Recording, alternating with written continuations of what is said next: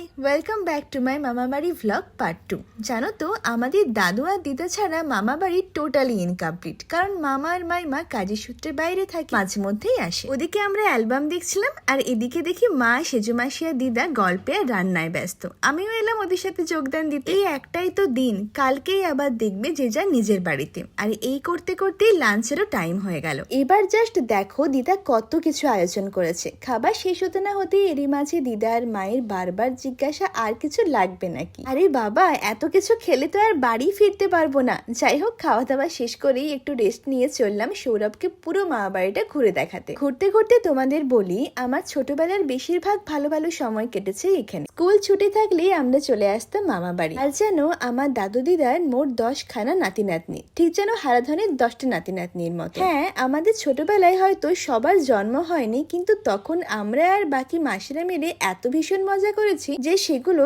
এত বড় হয়ে গেল ভোলা দায়। যাই হোক, একটা মজার গল্প নিয়ে আসছি পরের পার্টে। বাই।